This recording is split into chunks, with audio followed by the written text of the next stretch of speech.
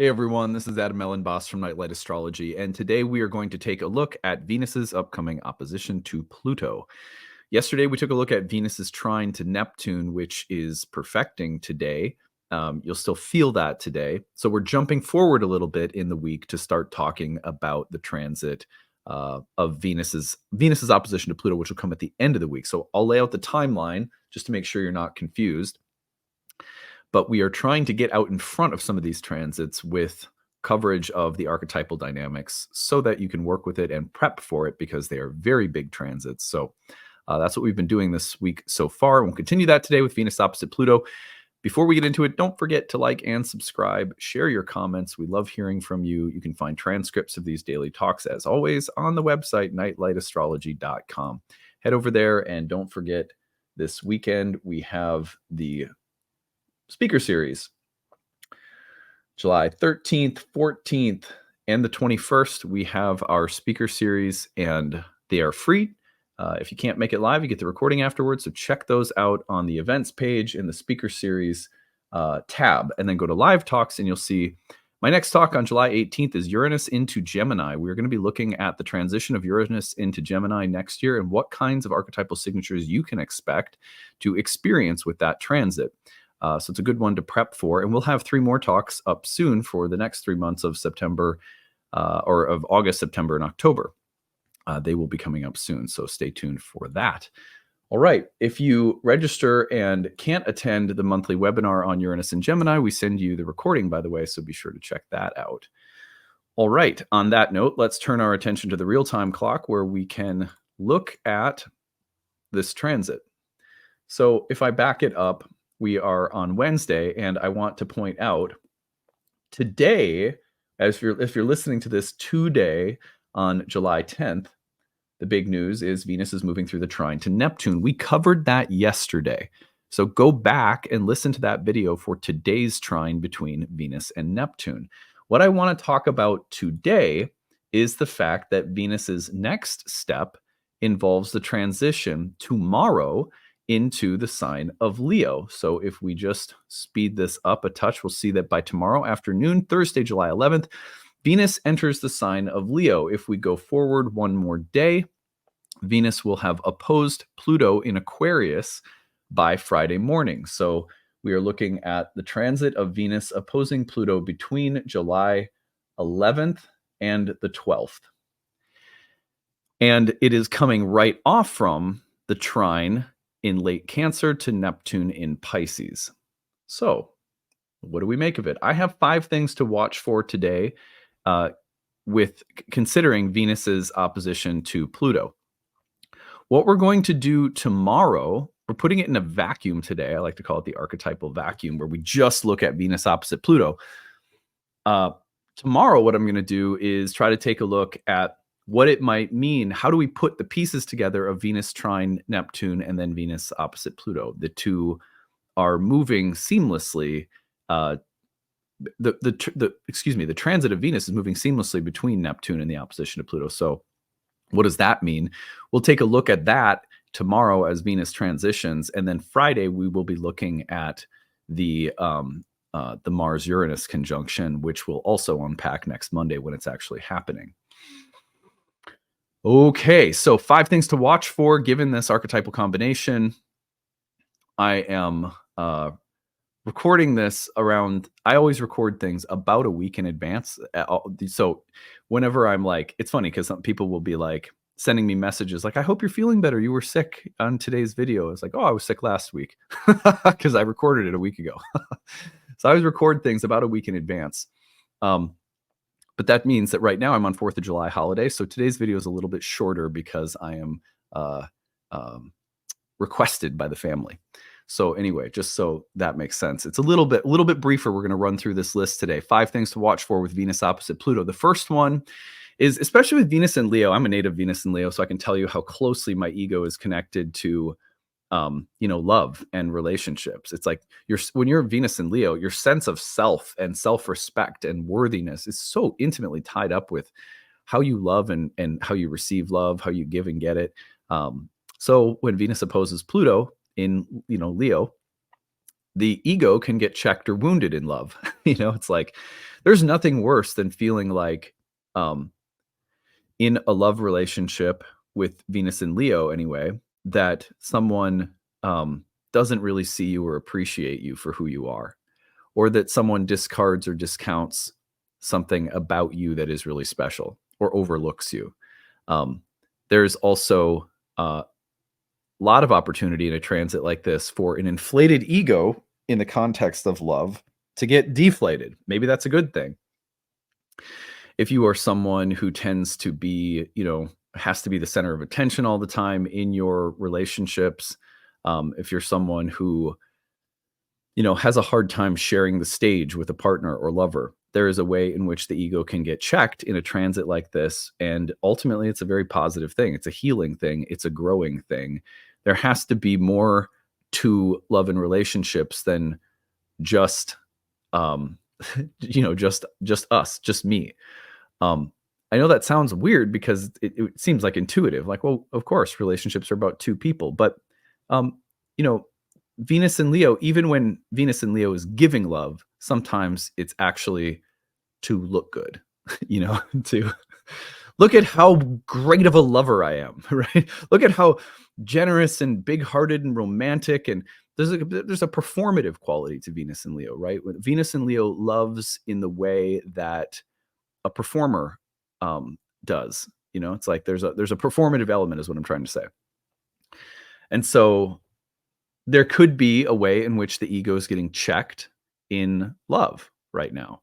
Pluto and Aquarius can provide that kind of check, uh, but also wounded in love when someone betrays you, when someone um, thinks that ideas are more important than you as an individual. Those are very Pluto and Aquarius like things that could wound Venus and Leo. So anything that diminishes that heart centered sense of specialness, Venus in Leo opposite Pluto in Aquarius can be, um, it can be a gut wrenching, kind of a gut wrenching moment in a relationship. uh, Painful, but also maybe transformative for the ego and its entanglement, and it's the way in which an ego tries to build itself off from what other people give you or how other people validate you or not. Sometimes you have to change relationships because you're not with people who really see you or celebrate you. That's a Venus and Leo thing too. All right, number 2 are revelations in love and relationships. A revelation meaning something being uncovered. Venus opposes Pluto, and from some kind of subterranean place, from an unconscious space, from an unseen, hidden, secretive place, information will rise to the surface. In love and relationships, that can mean that you're going to get to see something about someone that you love that you haven't seen before, or they will see something about you. Sometimes that means that you're going to get a chance to deepen your connection with someone because you see things about them that are coming up from an unconscious or hidden place. So there's a real promise there. That's something that's kind of exciting. On the other hand, when what comes up that was unseen is hurtful, painful, when there's betrayal, when there's when there is a sense of uh when there is a sense of this isn't what I thought it was.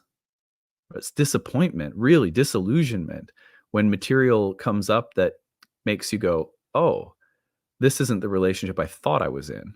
Right? I thought I was in a or this isn't the person I thought I was with. Stuff like that.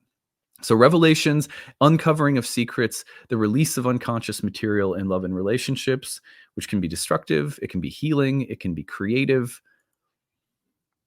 Number 3 is a clash of creative visions or values. Venus and Leo opposite Pluto and Aquarius pits these planets against one another in signs that often represent the difference between a personal creative expression, the sovereignty of the individual spirit, and on the other hand, the impetus or impulse of the collective and of ideas that are bigger somehow than any individual.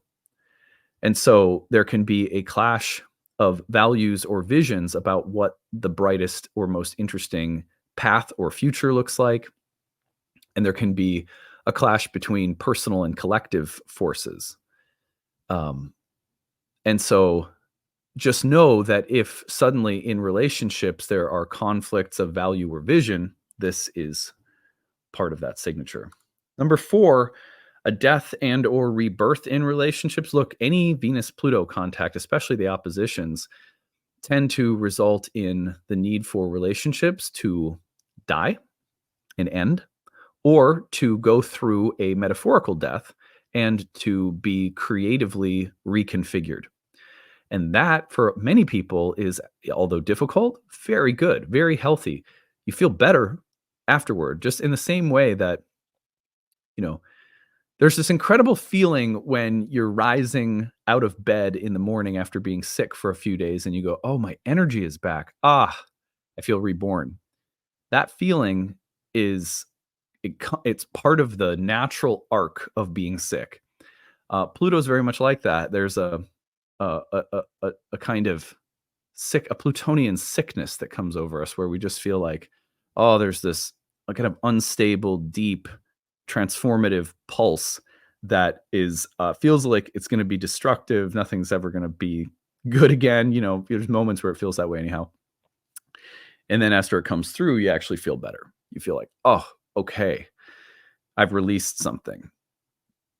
And then number 5, primal forces rising to the surface in love and relationships. That can be sex energy, literally just creative energy, sexual energy, erotic energy.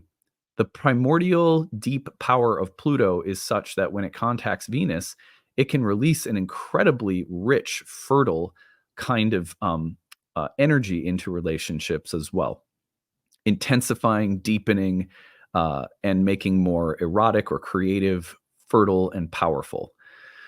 Venus opposite Pluto can be very empowering. It can empower us in things like the arts. You think of like powerful women, you think of Venus Pluto.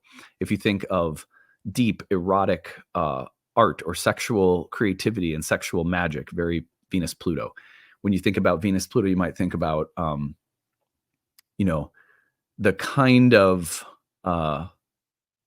the kind of force that brings you together with someone that feels like cataclysmic but very chemical, romantically.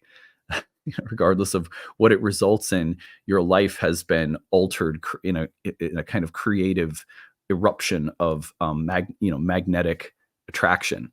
So that Venus Pluto is very dynamic in that respect, which is why you also have to be careful of what it can do in relationships. And often the kinds of betrayals that you see with Venus Pluto are about, well, this person I wasn't planning on this, but they came into my life and there it went. I couldn't resist this force. So the primal creative force of Venus Pluto is very strong. And in the most constructive sense will bring new life into relationships, or will bring depth and power that can be really creatively fulfilling. So watch for those themes. A little bit of a short video today because I'm in the midst of holiday week here. But we'll be back tomorrow to unpack a little bit more of the transition between Venus trine Neptune and Venus opposite Pluto. We're going to try to talk about what those two transits back to back might be pointing to. How are they connected? So we will do that tomorrow. In the meantime, I hope you're having a great day, and we will see you again soon.